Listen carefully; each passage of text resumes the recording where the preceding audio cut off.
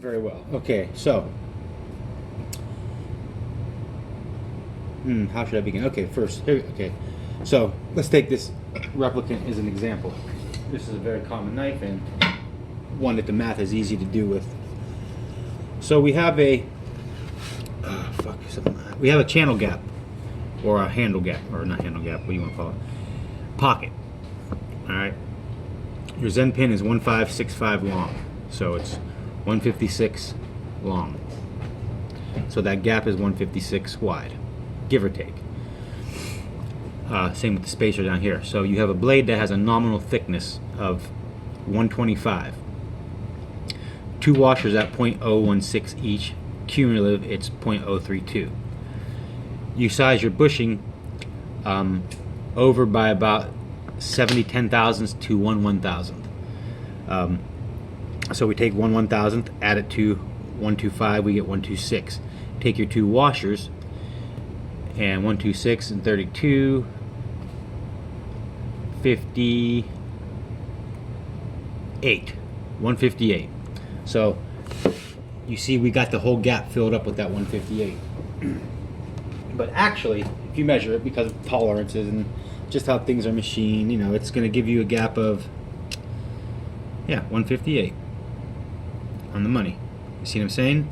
Remember the math we just did? Bushing 70 to 1,000 over, 125, 126. 32 for the two washers. We got, again, 158. So what happens here, why you want your washers to collapse, that's what you're doing. When you crush them, you're collapsing them around. So say this is your washer, okay, a nice pillow. This is your bushing. Sitting there, okay, if it's just sitting nicely, you see how it's not doing much. So you have a gap now, okay, that is 1 1,000th, because that's how far we oversized our bushing. That's going to leave a lot of play and tap. So here's an example. Okay. So regarding cranking, so let me back this off and let's hit that wall. First, let's check out the tune. See, I'm looking for that handle to keep moving when everything stops. So we got a good tune, both sides. We got swing. We got no tap. No tap. Okay. So, and let's show our play. Not much. I got this knife tuned pretty damn well. We got about a liner's, maybe 3/4 to just under a full liner worth of movement.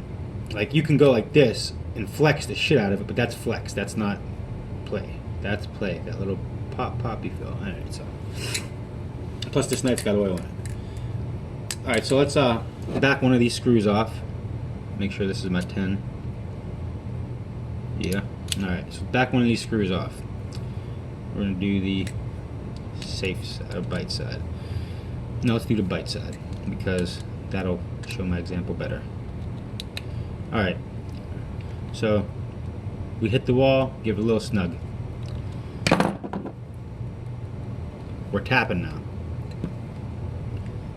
You can't really hear it because it's oiled, but it's there. I can feel it. All right. So now we just introduced more play than before. And now if this knife was dry, it's going to be tapping like crazy. So watch how hard I'm going to crank this. The only way I can really show it in a video is with an arm, because so I'm going to fucking lay into this thing. I'm talking like I'm on it. You see, you got the delt flexing, everything.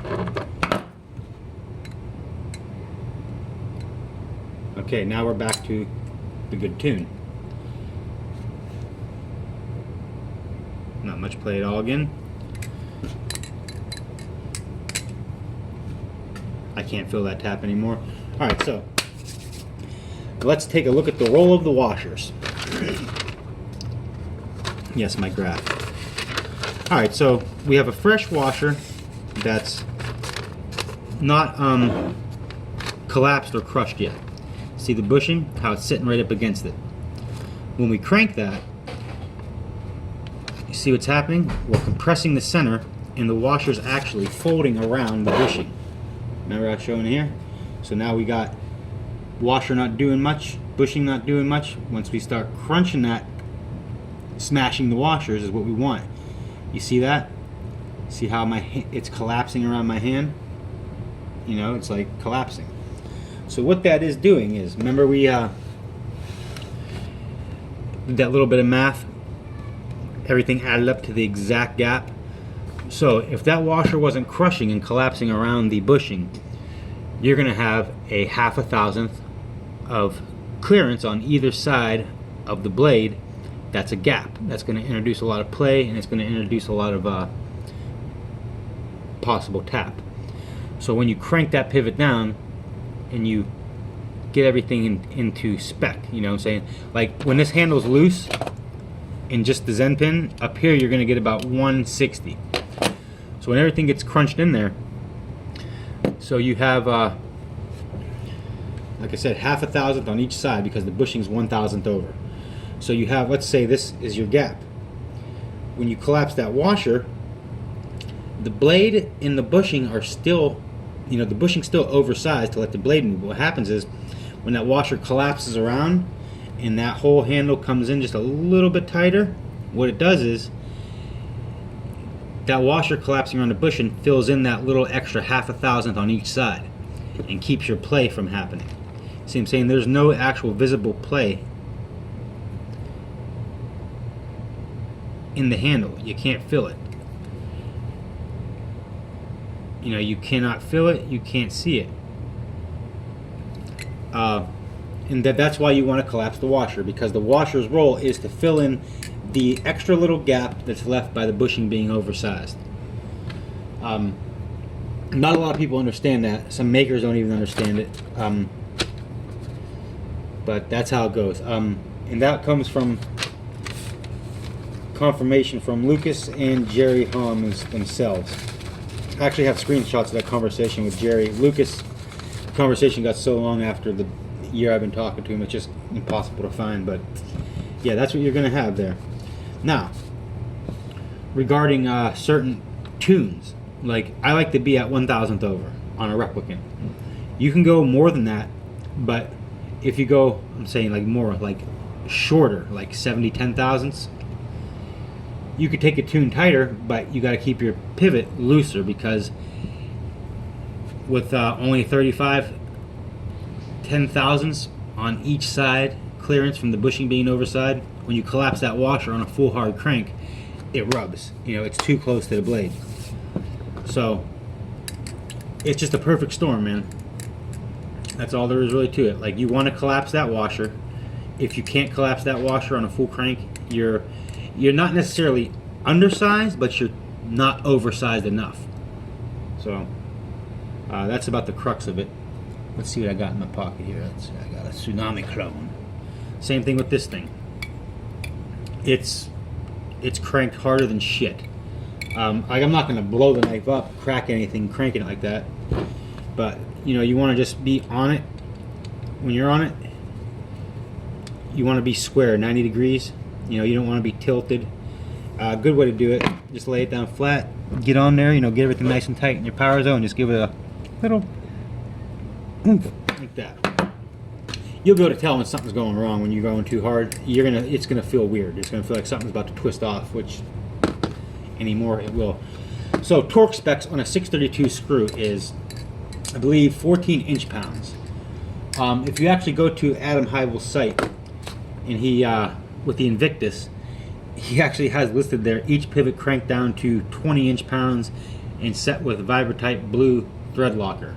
So he's even exceeding torque specifications for the 632 screw, which is good. He put some, you know, thread locker in there just for peace of mind, but I think that's to keep customers from fucking with the tune, because once you've exceeded your torque specs for that particular bolt, it shouldn't come free. Like that's the whole idea of a torque specification, is that, you know, that's its natural thing to keep it from fucking backing out. So if you're off of it and you're just hitting that wall and going a little bit snug, you're snug. That's exactly what it is. You're not tight, you're snug. and flipping vibration will end up coming loose again on you.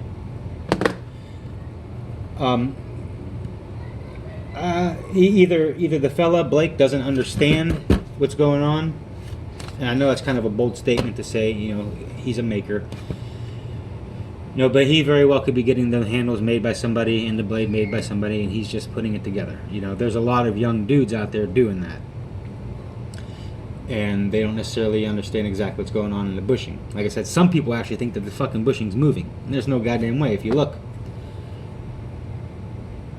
you know, your pivots are moving. You see, your bushing's going with that. Your bushing isn't spinning. But I actually have a little design I was going to implement. I have someone making me a set of replicant liners that are going to run on a 1/8 inch pivot, like the old AB used to be, one of those. And that's going to let me use a 1/4 inch by 3/16 bushing inside of a 1/8 inch by 3/16 bushing inside of a 1/4 inch by 3/16 bushing, which that's it. You know, the replicant's a 1/4 by 3/16. It's going to be 2 bushings, one inside the other, with the outer bushing, the bigger one, being perfectly sized to the blade thickness, and the smaller bushing is going to have a washer around that floating, and it's also going to sandwich. So your inner bushing is going to sandwich and be floated. Your outer bushing is going to be the exact width of the blade and captive by the small bushing's floating washer.